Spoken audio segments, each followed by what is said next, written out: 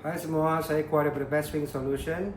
Saya nak buat satu comparison, nak bagi tahu capacity beberapa model dalam masa yang singkat. So senang sikit untuk anda rujuk. Okey, daripada sini kita ada River 2 Pro. Okey. Kita sudah tahu dia punya watt hours adalah 760 watt hours. Okey. Kebolehan inverter dia 800 watt dan dia punya surge sampai ke 1600 watt. Okey.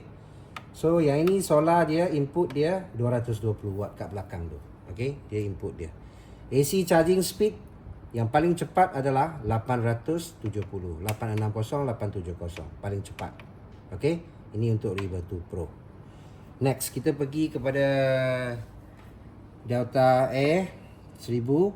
Dia punya watt hours, maksud capacity bateri 960. Okey.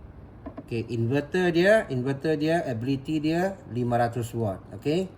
Okey. Dia surge ke sampai ke 1000 lah, double dia. Untuk AC punya charging speed yang paling cepat yang kita nak cucuk TNB tu 650 watt maksimum dia.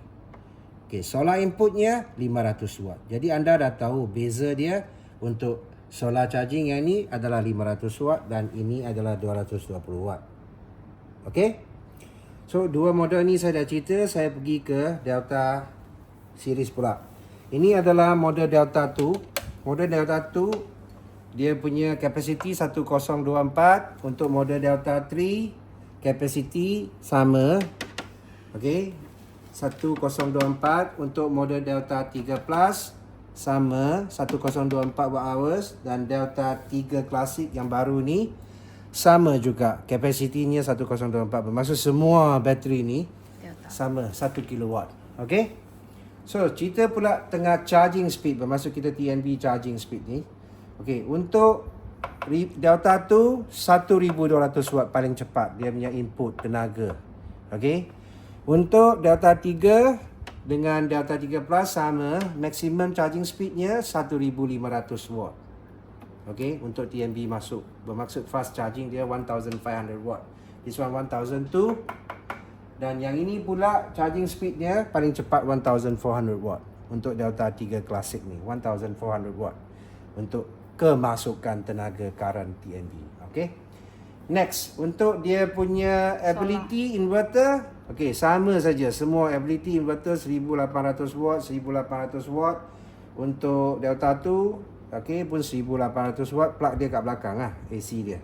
Okey, yang ini Delta 3 Classic, super juga, 1800 watt. Surge dia sampai 3000. Okey, yang dulu punya surge sampai 2007 Delta 2. Okey, 2007 surge dia. I mean surge tu tak begitu penting lah, yang penting kita tahu 1800 watt lah.